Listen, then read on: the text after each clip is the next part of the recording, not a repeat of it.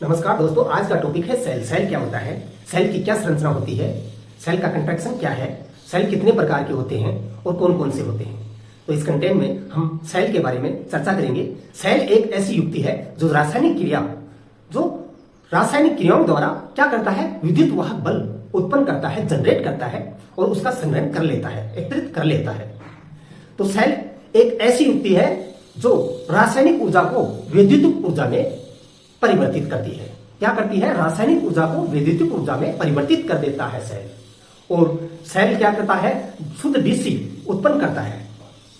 Cell क्या करता है, शुद्ध डीसी जनरेट करता है। जो डीसी का आज के समय में बहुत सी जगह पे उपयोग में आती है डीसी, जैसे इलेक्ट्रॉनिक इंस्ट्रूमेंट होते हैं, रेडियो है या फिर टॉर्च वगैरह हैं, या फिर आप घड़ी देख लो या मोबाइल वगैरह है, उसमें डीसी का उपयोग होता है और सेल वहां काम में आता है।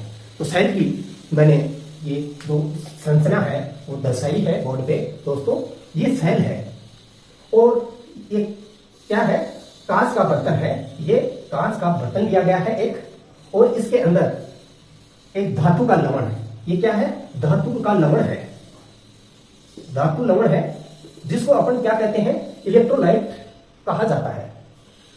और जो भी रासायनिक क्रियाएं होती हैं वो सारी इस इलेक्ट्रोलाइट में होती हैं, जो धातु का लवण होता है उसमें होती हैं। और ये है, दो छड़ लिए है हमने अलग अलग धातुओं की, जिसे एक को एनोड कहा जाता है। क्या कहा जाता है, एनोड। और दूसरी को क्या कहते हैं, कैथोड।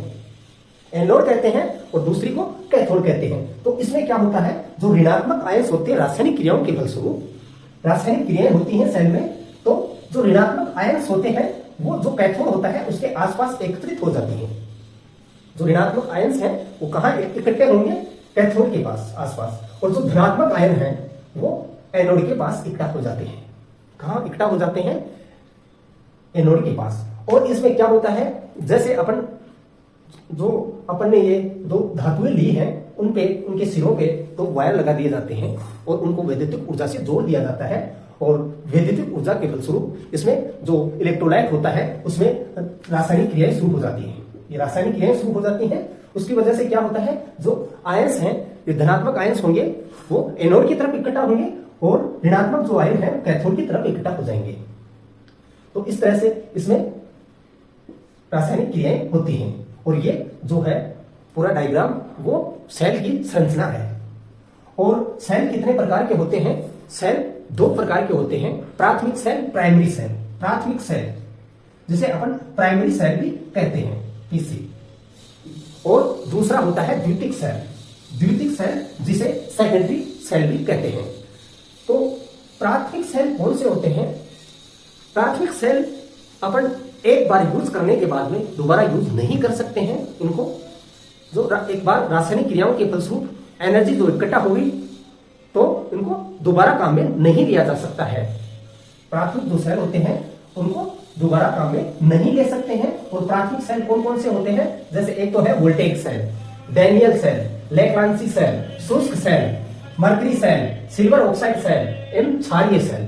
तो ये सब कौन से हैं, प्राथमिक सेल है। Voltaic cell, Daniell cell, Leclanche cell, शुष्क cell, mercury cell, silver oxide cell एवं क्षारीय सेल। ये सब क्या है, प्राथमिक सेल है, प्राइमरी सेल है।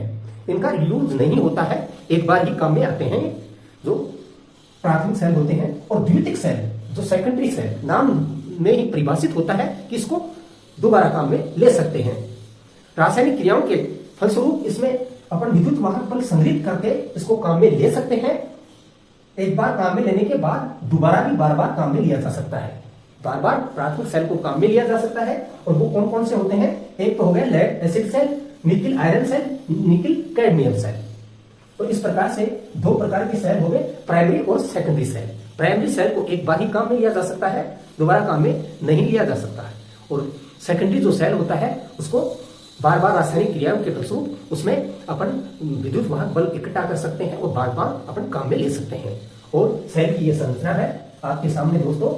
तो आपने सेल के बारे में देखा दोस्तों, शायद समझ में भी आया होगा सेल क्या होता है, सेल की संरचना क्या होती है, सेल कितने प्रकार के होते हैं और कौन कौन से होते हैं। तो अगले कंटेंट में जो ये प्राथमिक और द्वितीयक जो सेल हैं उनकी अलग अलग संरचनाओं के बारे में अध्ययन करेंगे विस्तार से अगले कंटेंट में। जो ये सेल हैं प्राथमिक और सेकेंडरी, उनके बारे में विस्तार से चर्चा करेंगे, इनकी संरचनाओं के बारे में, इनके कार्य के बारे में, कहाँ कहाँ काम आते हैं और कैसे कैसे इनकी क्रियाविधि होती है, तो और विद्युत वाहक बल कैसे कैसे इनमें जनरेट होता है और कैसे कैसे ये बना सकते हैं अपन। तो हमारा ये वीडियो आपको पसंद आया होगा दोस्तों। हमारा वीडियो शेयर करें, लाइक करें, कमेंट करें और हमारे चैनल को